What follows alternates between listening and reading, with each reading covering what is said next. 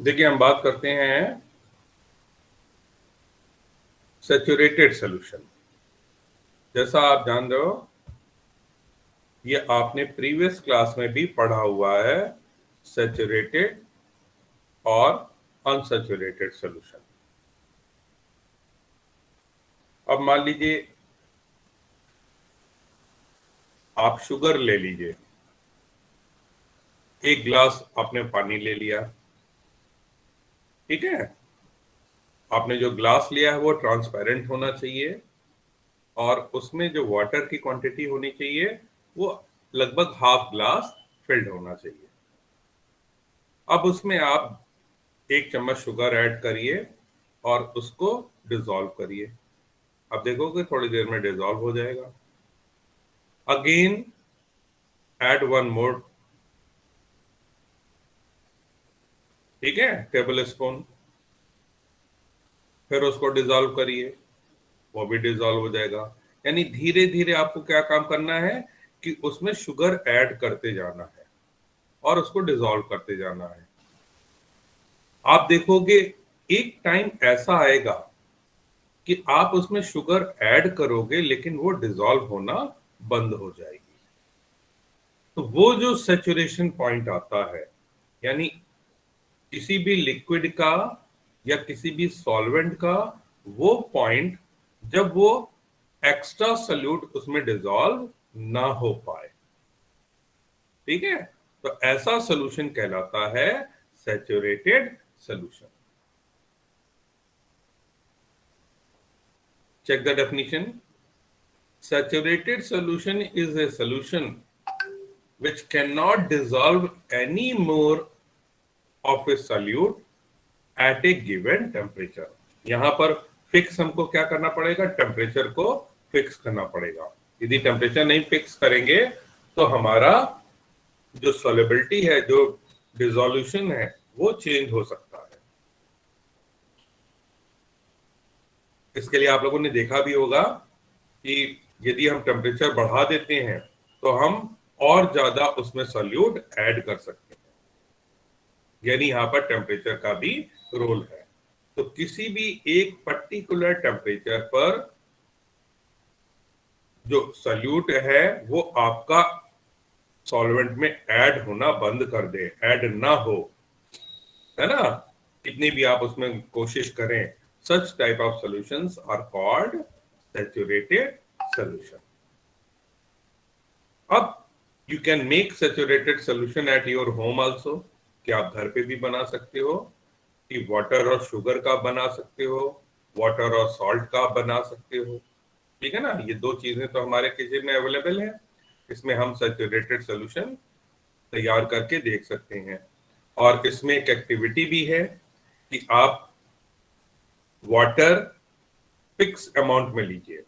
जैसे मान लीजिए 1 कप आपने भर करके पानी ले लिया, उसको एक ग्लास में, कि पहले पानी को कप में भरा, उसको ट्रांसफर कर दिया आपने ग्लास में। अब उसमें आप शुगर ऐड करना शुरू करिए और नोट करते जाइए कि कितने चम्मच उसमें शुगर ऐड हुई, ठीक है।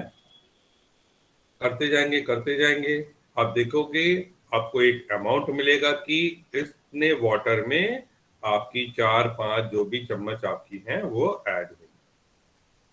अब वही काम आप जो है सॉल्ट के साथ करिए कि सेम अमाउंट, यानी उसी कप से आप पानी लीजिए, उसको ग्लास में ट्रांसफर करिए और उसमें सॉल्ट ऐड करना शुरू करिए। तब आपको सरप्राइजिंग फैक्ट आपको देखने को मिलेगा। याद करिए 7th क्लास में भी ये आपकी एक्टिविटी थी, ठीक है। 7th आई थिंक 6 में थी, तो वहां पर भी आपने ये एक्टिविटी करी है। आज आप इसको रिपीट करेंगे और सरप्राइज क्या मिलेगा आपको कि आपके दिमाग में लगेगा कि सॉल्ट ज्यादा डिजॉल्व होगा, है ना, एज कंपेयर टू शुगर, लेकिन उल्टा रिजल्ट मिलेगा। चेक करके देखिएगा कि शुगर वाटर में ज्यादा डिजॉल्व होती है एज कंपेयर टू सॉल्ट। यानी मान लीजिए 5 चम्मच शुगर आपकी डिजॉल्व हो गई तो सॉल्ट आपका 2 ही चम्मच होगा, ठीक। नेक्स्ट है अनसैचुरेटेड सोल्यूशन। अब सैचुरेटेड सोल्यूशन की स्टेज पहुंचने से पहले वाला जो सोल्यूशन है वो अनसैचुरेटेड सोल्यूशन है, यानी a solution which can dissolve some more amount of solute at a given temperature। यानी वो एक ऐसा सोल्यूशन कि जिसमें आप सोल्यूट ऐड करें और वो उसमें डिसॉल्व हो जाए, ऐसे सोल्यूशन को आप क्या बोलोगे? Unsaturated solution. ठीक है, तो एक सैचुरेटेड सोल्यूशन हो गया, एक अनसैचुरेटेड सोल्यूशन हो गया। यहां पर फिर देखिए वही है, preparation of saturated solution. Take 50 ml of water in 2 beakers की 50 ml वाटर 2 बीकरों में आपने ले लिया, 50-50 ml। Add salt in 1 beaker with continuous stirring till no more salt dissolve in it। चलाते जाइए, सॉल्ट डालते जाइए।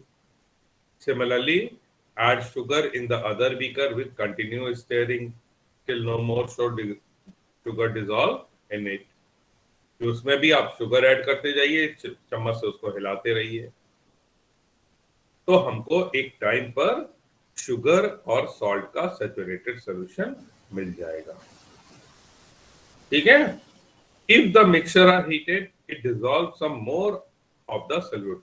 यदि हम अब उस मिक्सचर को हीट कर दें तो क्या होगा कि आपका एक्स्ट्रा सोल्यूट उसमें डिसॉल्व हो सकता है। ठीक है, और टेम्परेचर कम कर दें तो जो डिसॉल्व हुआ है उसमें वो फिर से वापस आपका जो है नीचे बॉटम पर आपको बैठा हुआ दिखाई पड़ जाएगा, जिसको आप बोलते हैं क्रिस्टलाइजेशन।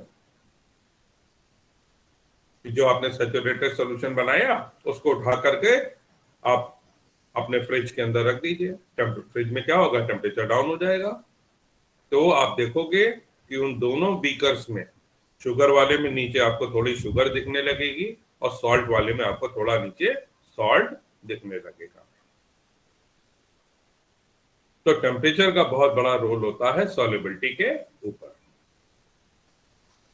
इसीलिए जब शिकंजी वगैरह बनाई जाती है तो जो शुगर डिसॉल्व करी जाती है वो आइस ऐड करने से पहले डिसॉल्व की जाती है। यदि आपने आइस पहले डिसॉल्व कर दी, मिक्स कर दिया सॉल्यूशन में, उसके बाद शुगर फिर आपकी देर में डिसॉल्व होगी, आपको मेहनत ज्यादा करनी पड़ेगी।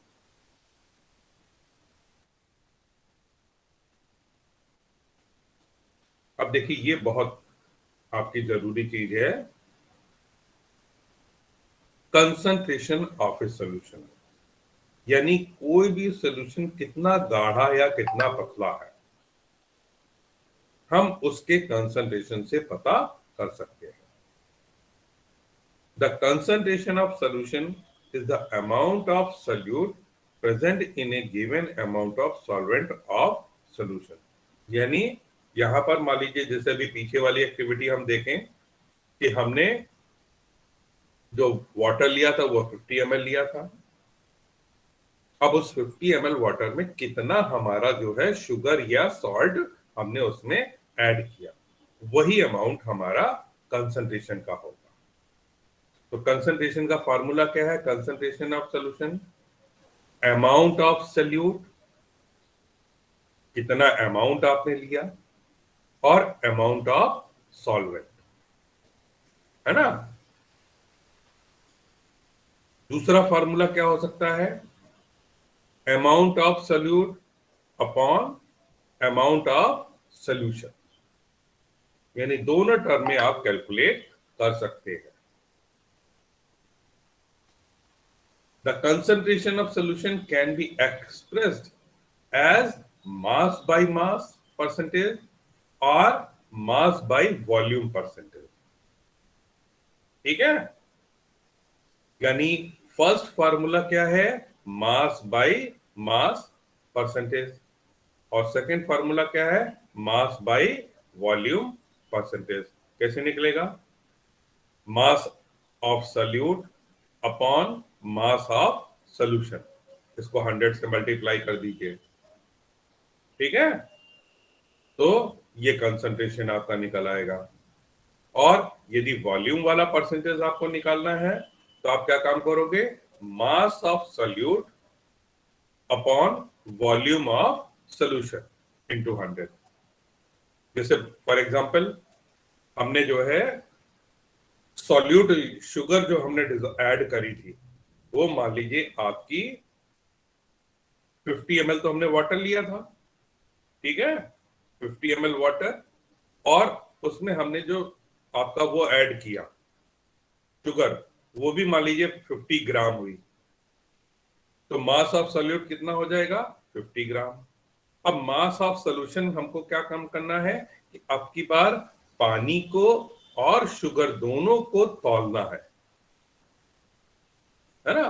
पानी और शुगर को तौलने का तरीका क्या है कि पहले जिसमें आप एक्सपेरिमेंट कर रहे थे, पहले खाली बीकर को तौल लेते, ठीक है, आपको बीकर का वजन मालूम चल जाता, फिर आपने उसमें वाटर ऐड किया, फिर आपने उसमें शुगर ऐड किया, फिर आप दोनों चीजें में आपके मिक्स हो गई, आप उसको तौल लीजिए, तो क्या मिल जाएगा, मास ऑफ सॉल्यूशन। कैसे, बाद वाले वेट से पहले वाले बीकर के खाली वेट को माइनस कर दीजिए, तो मास ऑफ सॉल्यूशन मिल जाएगा। उसको 100 से मल्टीप्लाई कर देंगे तो मास बाय मास परसेंटेज मिल जाएगा आपको। और मास बाय वॉल्यूम परसेंटेज चाहिए तो मास ऑफ सॉल्यूट यानी 50 ग्राम आपने उसमें शुगर ऐड करी है। अब वॉल्यूम आपको देखना पड़ेगा, यानी पहले जो वॉल्यूम है सॉल्यूशन का, पहले मान लीजिए आपका जो है, जो 50 ml की बात कर रहे हैं 50 ml है, लेकिन अब उस 50 ml को जब आप किसी मेजरिंग उसमें डालोगे, है ना, बीकर में, या आपके ब्यूरेट आते हैं, पिपेट आते हैं, मेजरिंग सिलेंडर्स आते हैं, जहां पर आप किसी लिक्विड का वॉल्यूम पता कर सकते हो। बेस्ट इसमें होता है मेजरिंग सिलेंडर। तो जब आप मेजरिंग सिलेंडर में डालोगे तो आप देखोगे कि वॉल्यूम आपका 50 ml नहीं होगा, बढ़ चुका होगा, हो सकता है 75 हो गया हो, ठीक है। तो यहां पर जो आपका होगा वो क्या निकलेगा, मास बाय वॉल्यूम परसेंटेज। कैसे, मास ऑफ सॉल्यूट आपने ले लिया अपॉन जो फाइनल वॉल्यूम है, वो फाइनल वॉल्यूम ले लिया आपने, उसको 100 से मल्टीप्लाई कर दिया, ठीक। तो इसको करके आपको क्या मिल जाएगा, mass by volume percentage of A solution. अब इसकी प्रैक्टिस आपको करनी है, जो भी एक्सरसाइज में क्वेश्चंस दिए हुए हैं उनको आपको करना है, ठीक है। Yes sir. Okay sir.